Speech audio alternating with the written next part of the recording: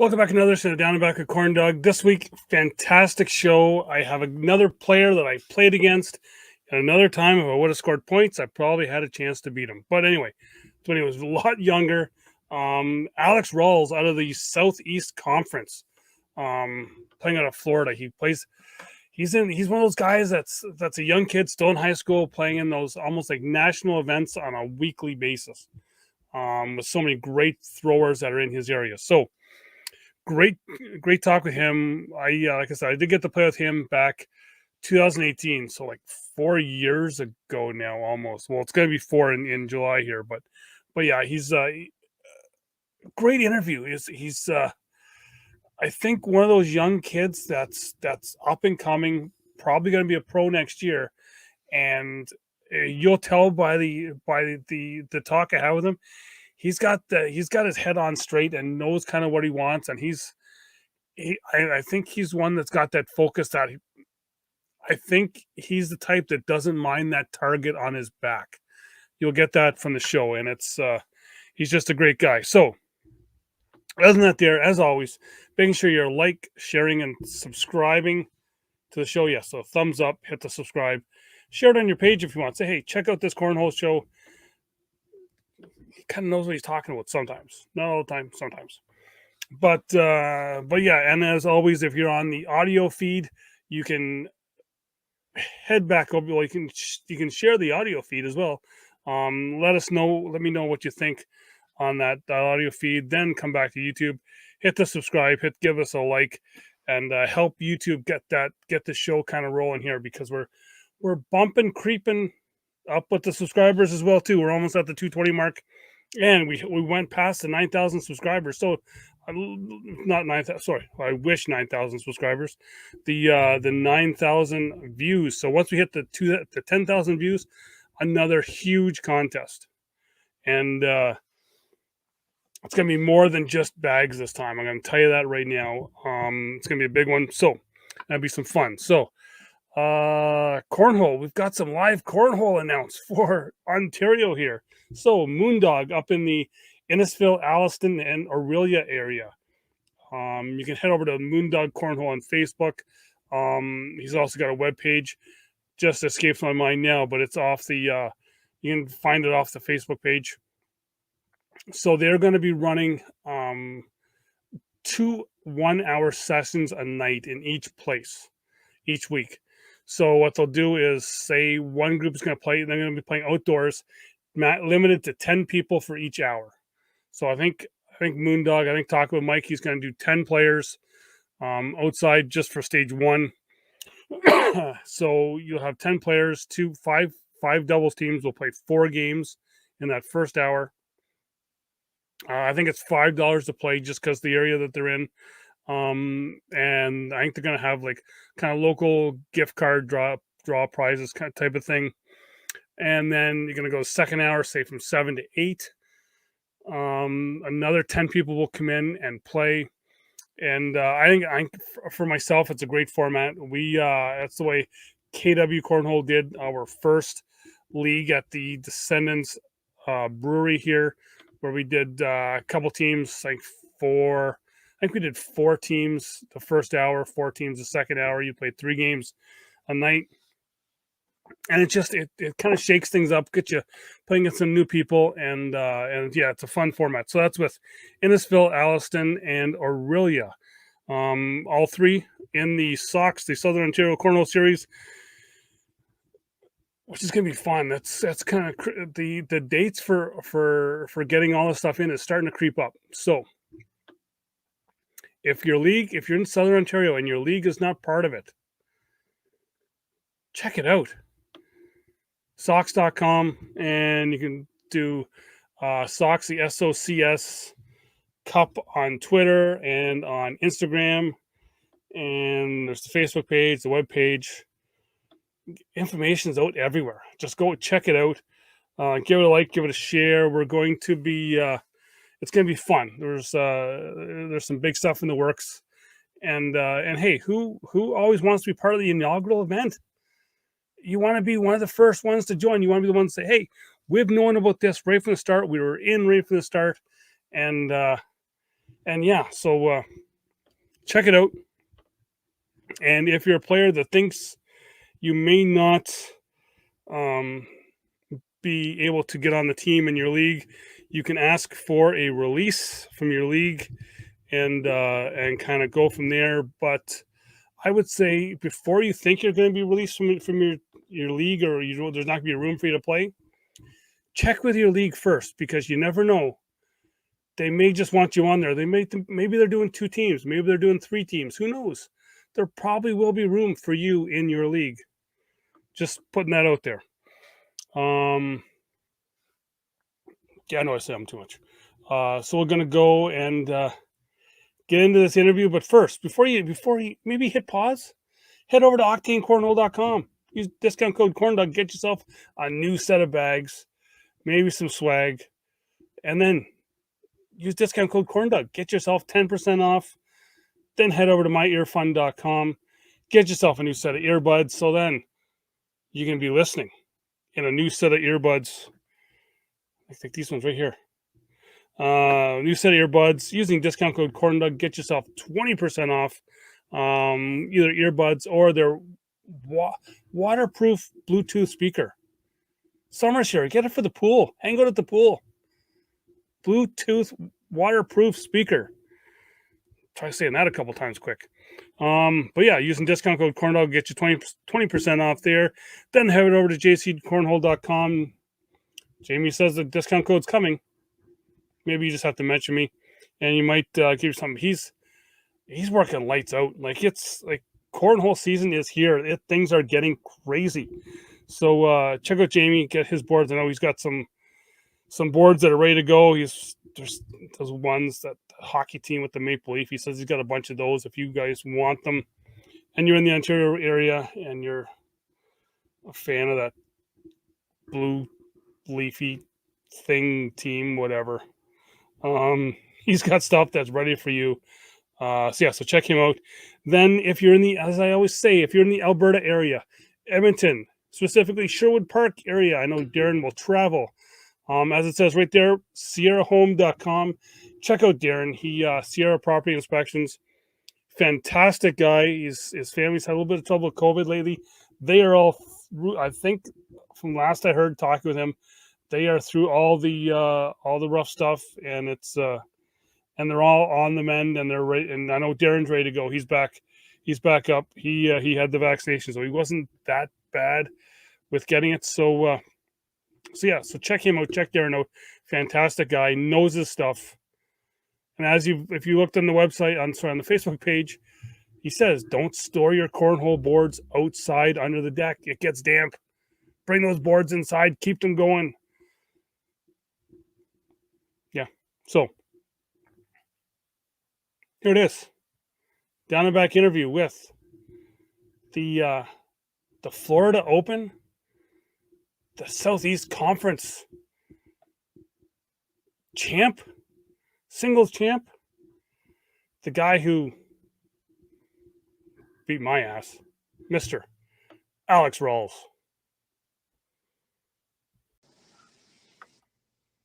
And as promised here, we've got, I'm going to say, future ACL pro Alex Rawls here. Alex, welcome to the show.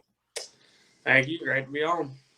Well, as we've kind of talked off here, and we talked before coming to kind of set up the show, we've actually played against each other before. I'm not sure if it was memorable for me because I was able to see how good you were a long time ago, like 2018. Right. But I was at the ACL championship because I was able to, because I would stay there late at night, and it was like you guys were like a big pack that just kind of went around together, and you guys were I'd seen you guys jumping on boards all the time. Right. I've seen just how you guys could throw good, and I don't want to say the leader of the pack was that guy that wears really short shorts. Matthew, that just because everyone knows who it is when you're talking about that, but just so that was back in 2018 where I was seeing that you guys are really good. So when did you really get your start? Back in those days, it was just it was a fun game for me to play. All I really threw was just local tournaments, and it never was really like a practice for me. After the championships of 2018, I finally experienced like what it takes to be like win in the big games and the big tournaments. So at the beginning of 2019 season, I decided that even though I wasn't able to go pro yet, I was going to start practicing at my house. So I ordered a set of boards, and ever since then, I've just been throwing and throwing and throwing. Well, exactly, yeah, and people, I think you kind of started getting on some people's radar kind of this year, but I know, like I said, I've been able to see you kind of follow you along, just knowing that you were there and talking to, like Rob Bismarck's always said some great things about you. I've even talked with Emperor, who's now moved down to Florida, who throws the octane bags, and he's like, man, like every place we go, there's like these Rawls boys are there, just and you guys are just like that tough out. It's you're going to be in the game when you're playing against you or your brother. Yep. My slogan is you don't have to have pro in front of your name to be good. Like you don't have to have pro status to be considered good at the game. Anybody can win. Anybody can play. Anybody can win. Well, exactly. And that's the thing is that kind of where you're at in Florida, and we'll get to kind of like how you don't have to be a pro to win in a little bit, but where you're at in Florida, and I've talked to, like I said, I've talked to Rob, I've talked to even the Johnsons. It's like there's so many great young players down just in your area that are playing all the time. You got like Luke Johnson, Dalton's down there, Kyle's kind of in the younger category too, but Matt, Noah's all down there. It's like you guys have got like a national event all the time. It definitely helps playing against Matthew on a weekly basis. It's like I said, it's there's no wonder that there's and it is. It's like I said, like your backyard events are nationals. Yeah, you can basically. Say. Yeah, so then we'll skip ahead to this year where you, like you said, you don't have to be a pro to win, and you showed that at that first open event that was in Florida, where you took third in doubles with your brother, and then you kind of took down a big guy in the final of the singles. I took down a lot of big names that day. All it takes is determination. I before that tournament, I had a goal in mind to go in there and shock the world. I told people before as singles even started, I was going to shock a lot of pros, and it wasn't like I dominated. There were some close games, but I feel like all the hours I put into practicing just let me stay on the pedal a little bit longer than some of the big name pros. Against someone like Jamie Graham, it's never going to be easy. Like when I was up 20-14, I knew for sure that Jamie Graham, he knows how to come back. That's his main, what he's known for. He always comes back in those games. So I knew that when I was up that big, I just had to finish. And, I ended up hitting a big shot to drag 3 bags on my last bag, and he got unlucky on the push, and story just keeps going on. Well, the one thing I noticed, because I was able to watch that full day of, actually almost that full weekend, is that, and even your brother to an extent as well too, if you guys got down, if you missed a shot, you didn't let it rattle you. You just kind of kept going and just kind of, you knew what you could do. Yeah, we had a tough loss in the winners bracket final to Kyle and Malone and Don McClem. They're a great team. We play them on a regular basis in some regionals, some conferences. They're a tough team to beat, and we lost 21-20. It's nothing to hang our hat on, but I think next time we'll hopefully be ready to finish the game and instead of losing like that. Well, but like you said, it's you look at guys like that there, and it's really, I'm going to say it's just losing to them. I don't want to say it makes you better, but you're still playing. You're playing a strong team. Yeah. So. And then, yeah, losing games like that obviously make you better because you learn from experience. Cobb's 2018. I lost to big player names. Trevor Brooks being one of them. Trevor Brooks used to be one of the best players in the game. He kind of left the game for a little bit. I think he's coming back now, but it was a big loss for me because I was up in that game. I think I was up like 20-13, and just you start getting nervous, and I think games like that is what really turned my game around because I've been in those situations. So I think I'm ready now to compete with any player. Well, I think as of that open, you showed because, and I talked to Trey about this as well, is that those opens have been perfect where, you know, guys like yourself or Steve Burness at that first one, being a Right. first year pro, were able to go up and play against these other big names and show that it totally is, and anyone can play, anyone can weigh, anyone Right. can win in the ACL. Totally, man. You know, I mean, all these opens, you know, like you just said, give us people like me the opportunity to show what we can do. Because you know, there's a lot of players out there. I'm not 100% sure, but I'm pretty sure Alex Hicks is not a pro, and he's one of the best players in the world. I think he's number 11th ranked in the world. I'm number 5. You know, it's just there's a lot of great players out there that aren't pros, and you know, it doesn't matter if you have a pro status or not. Is who's going to show up in the big moments is really what it is. Who's going to hit the big shots. Well, exactly. You know, and like you said, there's you know, there's like a whole list of names that I think are ready just to step in. There's yourself, there's Alex, Berkeley Pears kind of right there. There's Yeah, Jacob Trzynski up in the Northeast, who's kind of starting to make a name for himself up there. And it's just, you know, I keep. I mean, there's so many people there's so many non-pros that can go to a national and win. It's not even. I mean, it's just.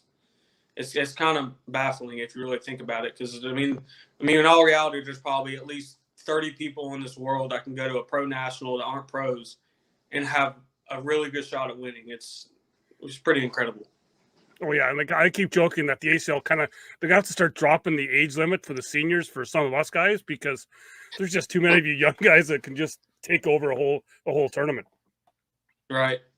So then you kind of fast forward from the Open a little bit. You go to the conference that you had back in April in the Southeast Conference, and that was not another bad tournament for you there as well too, because you got, like I said, you got singles, you got first, the Crew Cup, you got tied with Kyle, but tied with Kyle's, yeah.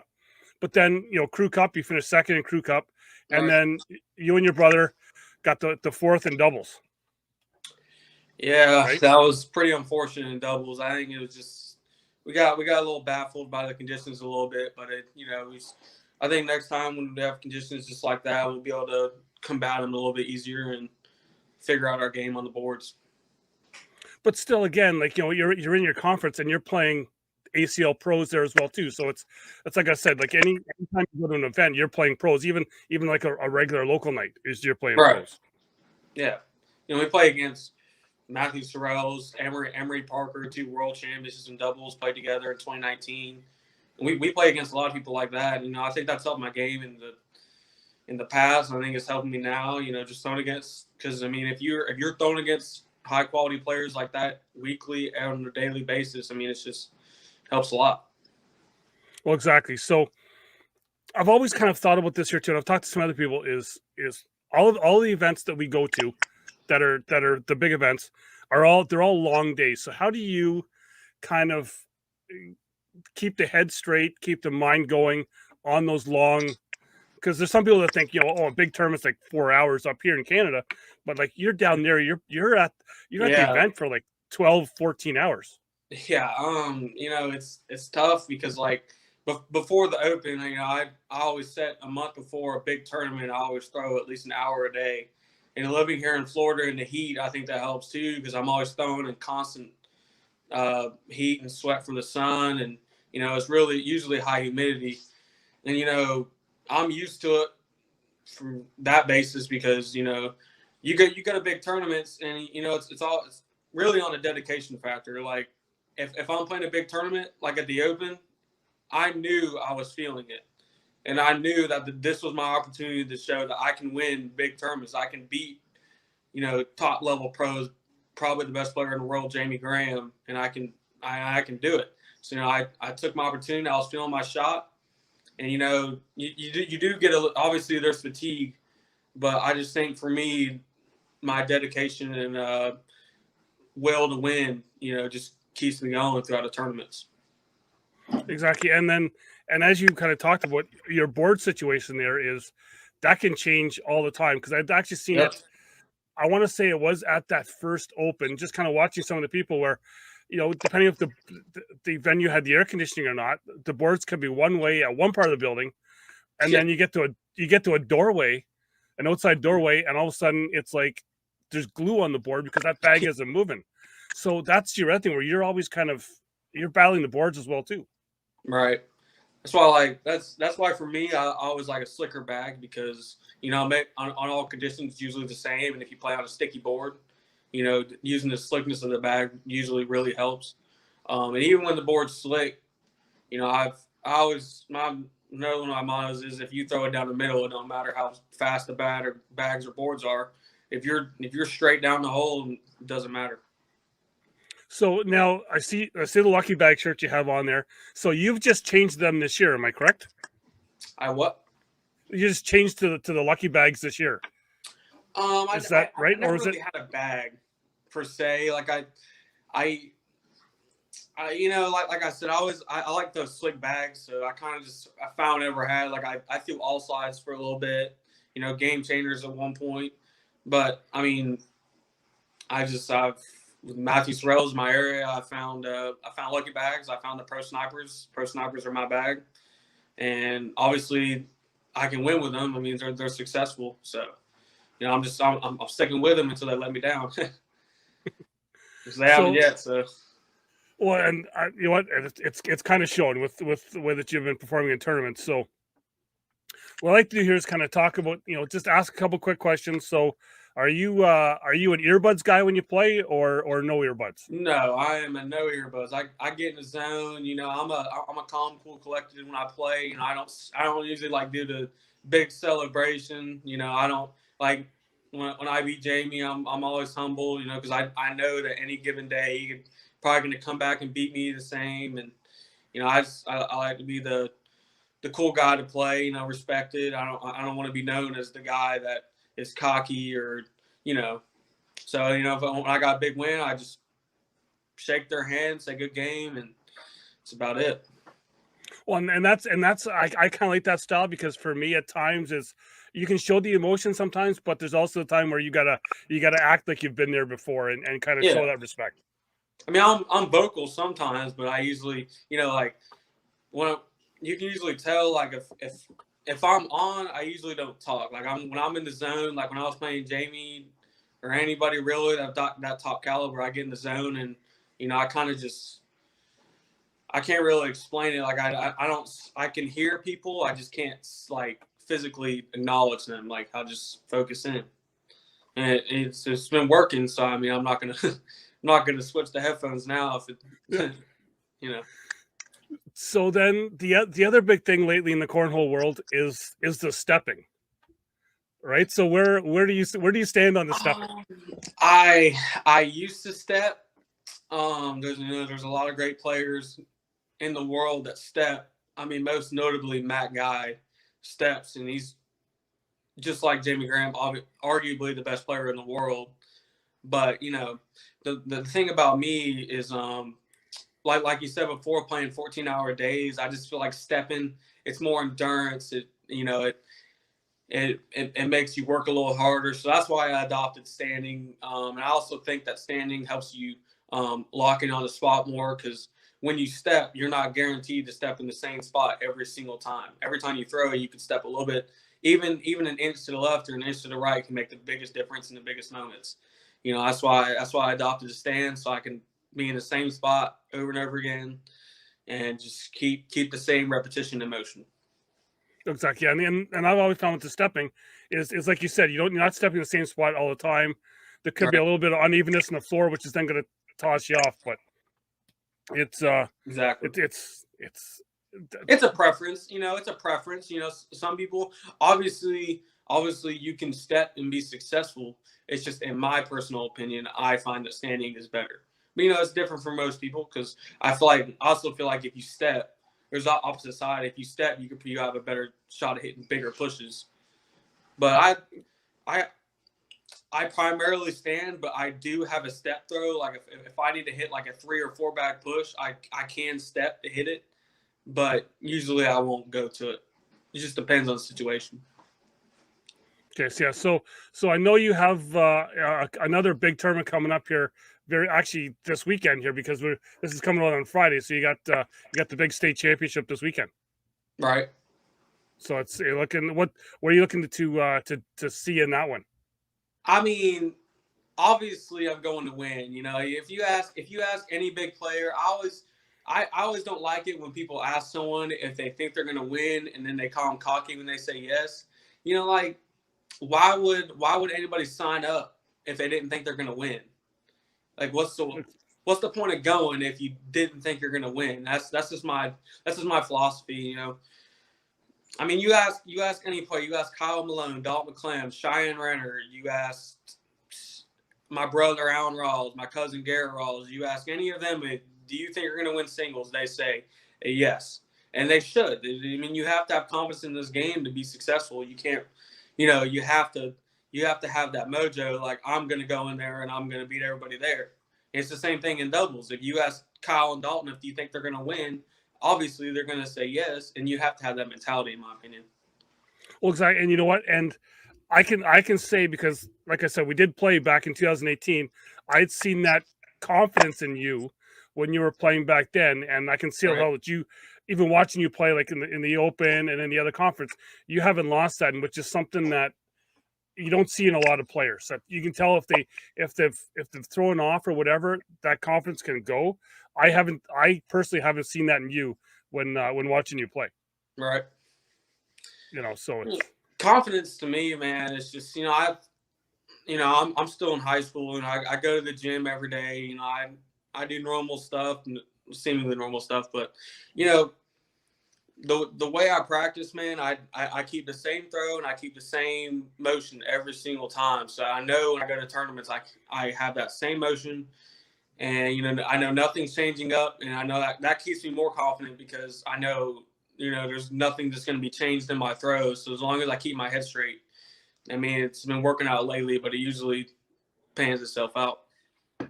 Yeah. So, well, now bring up with you still in high school, and I know a lot of the other top players in the ACL were other sport players as they were younger. Did you play any other sports? I did play football for a little bit, but I like cornhole more, honestly. I feel like there's a bigger opportunity for me in it. Only 1% in the world goes to the NFL, and to be honest with you, I just didn't feel like I had what it takes. So, I adopted cornhole. I was good at it. I like where the sport's going. I like who's running the sport, and I think in the next couple of years it's going to be bigger than it is now. I know, and I'm hoping that once you get into the pro status, because I know you'll be able to come up here to Canada to one of our big events we have up here, and you can beat up on me again. That's fine. I think I'm locked in because I'm pretty sure, unless the standings change in the last hour, I'm number 1 non-ranked pro right now. I'm number 5 ranked nationally, but out of the non-pros, I'm ranked number 1, and then you have to be top 32. So I'm looking pretty good right now. So I automatically qualify without the qualification. I think for me, you just have to step up to the boards and you qualify, just because it's, I just think you're just one of the great young players that's coming up, because it's, and everyone I've talked to, I've said the same thing. I always, like when young players go into the pro division, you always hear trade writers say, can they handle the big situation? Can they handle this? I think I will. Next year when I take the next step and go pro, I'm always going to hear, can he handle the pressure? Can he handle this? Is he going to be nervous? I don't really think I will be, because I've been in the big situations. I've been playing this game since 2017. It's just because I wasn't a pro and didn't play in pro nationals doesn't mean I'm not going to be ready day one, because I will be, and I would actually rather people not. I would actually rather people think I won't be, just so when they play me, they don't expect it. But it is what it is. I know what I'm capable of, and that's all I care about. Exactly. Well, I want to thank you for coming on. You've been on my radar as a guest since the show here first started a year and a half ago, just because I know with our past with throwing and seeing the way you throw. So best of luck to you, and I hope let's say you're going to come back on in September after a big win in August. Yep, I'm looking forward to it. Thank you. Okay, thanks. And I want to thank Alex for coming on talking. Like I said, that kid's, he's got the head on straight. He's I think he's got the mindset for that. I think he's ready for that target on his back. He knows he wants to go against some of the big names. He's already played against some of the big names, and I think he's going to be one to watch. He's been kind of mixing it up with some of the big names. I think, like I said, yeah, there's the pro level is his for the taking next year, and it will be fun to watch him rise up to the ranks. Like, he's number one now as a non-pro in the ACL, so it'll be really interesting to see.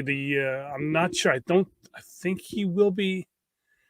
I'm not sure if he will be over 18 at the time, but because there's only the exemption for only, I believe it's only a few under 18s that are going to be allowed to be in the pro division for next year. So that will be interesting to see just how all that shakes down. But yeah, so cornhole this weekend. If you have the NBC Sports Network, the All Forces Championship, ACL All Forces. Actually, no, it's not the ACL. It's just the All Forces Championship is going to be on there. Unfortunately, no Octane Tours this year, I do believe. The PJ Sorrow, named almost forgot his name there. PJ Sorrow was there last year throwing the nitro bags. He finished second with his partner, and I don't think they were able to get it back into it this year. But maybe next year he'll be back in there throwing the octane gas. But coming up, another show next week, another non-pro next week. The show has already been recorded. It's in the bank, ready to go. Another fun show. Other than that, look for a new audio show. If you're listening to this on audio, this is as you know, it's probably a Friday, and looking Tuesday morning, there will be another audio show out. A special audio show that we're doing this weekend here. Getting some OG members back from KW and from the first ACL Canada team that went down to North Carolina. We're going to be chatting. We're going to be sitting around the boards, socially distanced, a whole bunch of plexiglass already set up to talk with those guys, and we're going to have some fun. We're going to drink some beer. There will be a lot of it, and just reminisce, talk, tell some stories, some true, some maybe not true. We'll call each other out on it. But anyway, it's going to be fun. And yeah, other than that, just keep having fun. Check out Octane Cornhole. Use discount code CornDoug. Check out myearfun.com. Discount code CornDoug to get 20% off of there. Then head over to JC Cornhole as always. Talk to Jamie. He'll talk to you. He'll give you a good price on a set of boards, and he'll probably try and sell you some corn-filled duck cloth bags, because that's just the type of guy he is. Then check out Darren over at SierraHome.com. Sierra Property Inspections. Darren will treat you right, give you all the stuff you need to know about purchasing the home that you're looking at, or even before you want to do some renovations. He will let you know on just what's going on, what you need to do. So until next time, as always, watch out for those guys throwing gas, because they may just kick your ass, especially if they're at the state championships in Florida this weekend. Good luck to Emfer, Hasib.